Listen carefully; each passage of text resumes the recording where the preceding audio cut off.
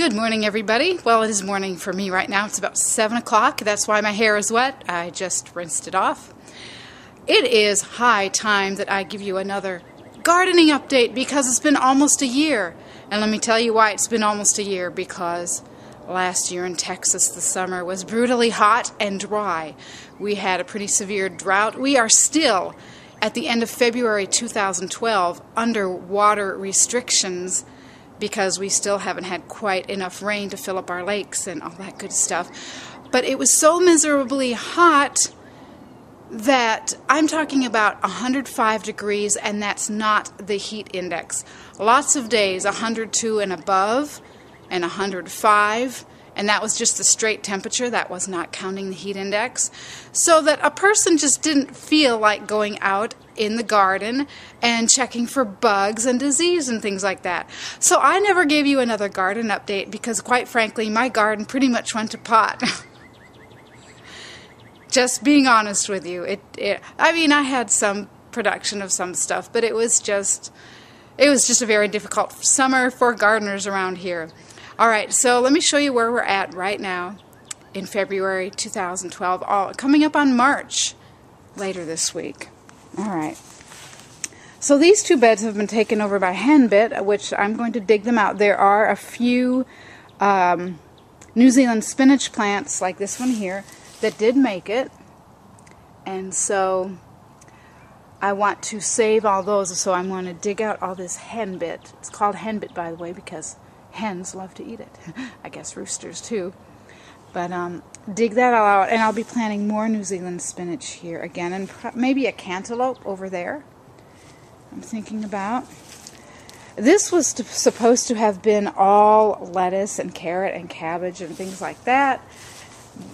But like I said, the summer was so brutally hot, and we really didn't start having decent rain until October. And by that time I was so burned out on gardening that I just didn't want to do anything. There's some garbage there. My 5-year-old just likes to throw things around out here. So this is pretty scanty.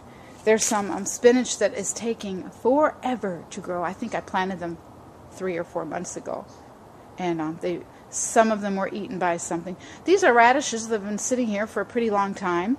I think I'll cut them up and put it on our green smoothies this morning. I have some really teeny tiny lettuce seedlings like that one right there that I just planted about 10 days ago or so. And some of them have already been eaten up. Oh no. That's the bummer. Or dried up. I didn't water them enough.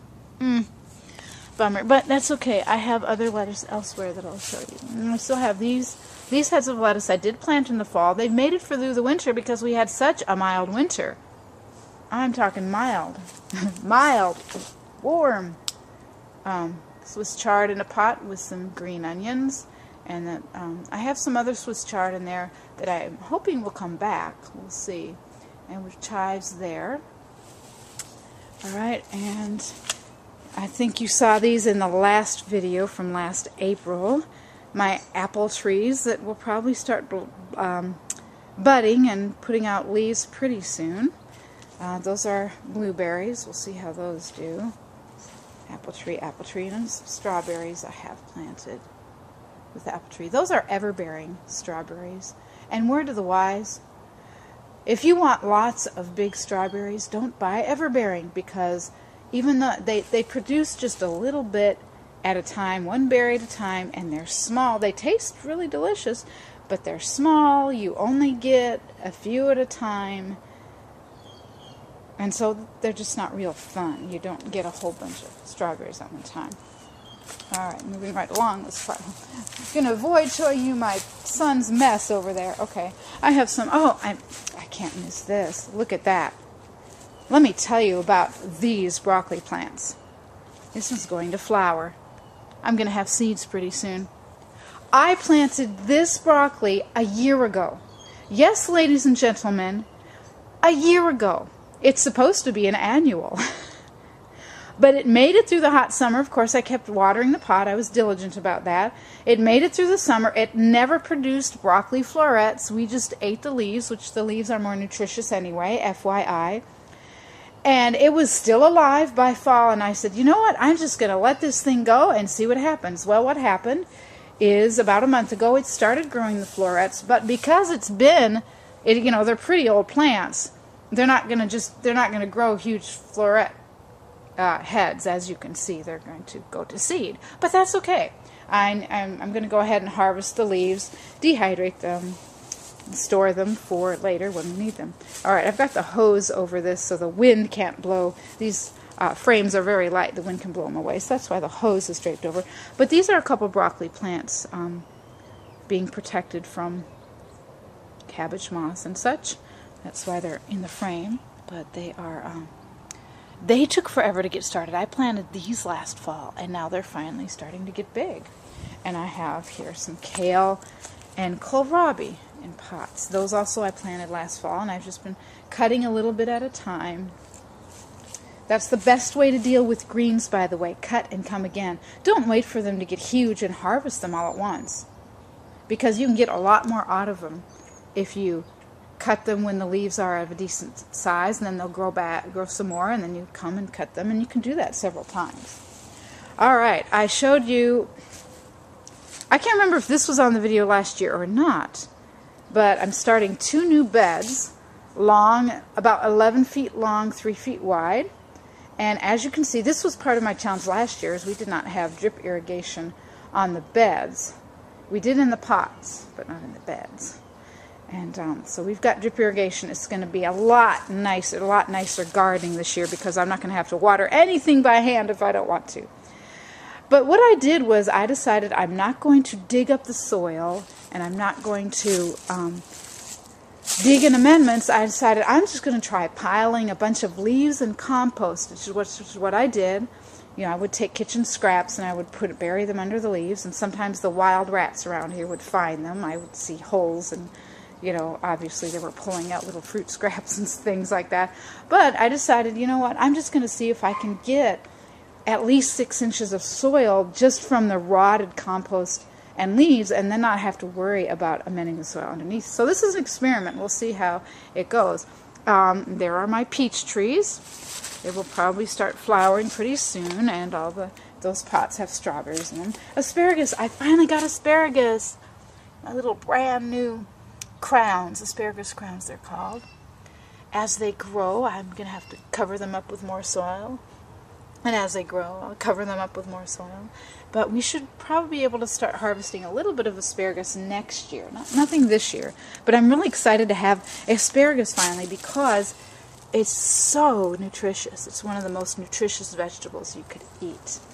Look at that. Look, look, look, look, look, look. You are the first to see it after me. I hadn't seen it. Oh, look, here's more. Look at that. Look at that. We are going to blossom, ladies and gentlemen. Yes. Oh, there's blossoms on the other two, too. I just didn't even notice. Awesome. Yay. I'm excited. My peach trees are going to blossom. Because I believe we will actually have fruit this year. Amen. Hallelujah. I'm excited. Okay, blackberries here. I did not prune them. I think I was supposed to prune them last fall, and I just never did. So we'll see how it goes. The raspberries are very sad. I hope they perk up. They didn't like being right next to the house. I used to have them all here. I used to have all the berries right here next to the house. And what happened, it was so hot last summer that they, some of them kind of got burned. So, especially the blackberries and blueberries didn't seem to mind. Look at the blueberries. See, that's a happy blueberry bush. Look at that. Say, I want to produce some blueberries for you. Look at me. The blueberry bush is happy. The blackberries are fine. But my two raspberries are very sad. So we'll see what happens with those. All right, this is my 32 square foot bed. I have planted a lot of brassicas in here. I've got pea and carrot seeds also planted, and some beet seeds. The beet seeds and carrot seeds have not started germinating, but see that little piece of green? That's a pea. So we've got some peas going. I've got a lot of kohlrabi, kale, some broccoli. That's a red cabbage right there. Baby bok choy right over there. I planted those yesterday. And look at this. This is beautiful. I did not plant this lettuce. Now this is permaculture in action. This is nature in action. I had maybe, 3 or 4 lettuce plants survive the heat, and they bolted, and seeds just went everywhere. And these plants actually started germinating last fall, but this part of the side yard doesn't get any light during the winter. And about probably 6 weeks ago, it finally started to get a little light, and so the plants started growing. And this is sweet, delicious lettuce. I didn't even have to plant it. It's so exciting. Now it kind of ruined my now see, here it's looking a little scant because I've cut it back. I've cut it down to make salads and eat it. But But yeah, the thing about it was that I had to change my plans because I was planning to plant kale and broccoli and cabbage and things over here, and I had to instead plant them further back. But that'll be okay.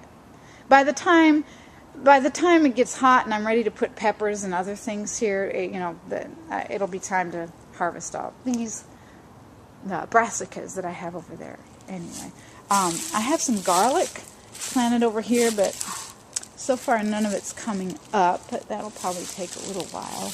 And this is going to be my brand new bed here. All you can see is a mess of leaves, but it's about 3 feet wide, 6 feet long or something. I'm going to have some collard greens, basil, kind of maybe some other miscellaneous stuff just right back here in the summer.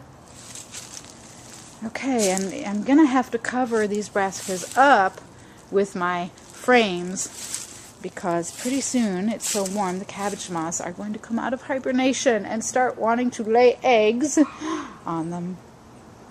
All right, so with that, last glimpse of my new beds and my pots. And by the way, I forgot to tell you, on that back fence back there, see, I'm going to be planting cucumbers there because it's very rich soil, because there used to be vines there, and because of the leaves that the vines dropped it's been years and years and years. It's actually very rich soil over there. So I'm going to try growing cucumbers there.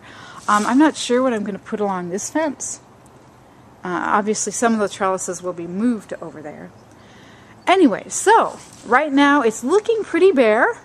But I promise you, later this year, maybe early summer, I'm going to come out here and I'll show you what I've got going for my summer crops. Maybe I'll show you when this is really filled up too. So maybe in a month or two, give you another garden update. All right. Well, thanks for watching. And if you want more information about how to do your own garden in a low-maintenance, highly productive way, I invite you to visit weirdisgreat.com/weird-gardening. That's weird gardening with a hyphen in between the words. Other than that, thanks for watching. I'll see you next time.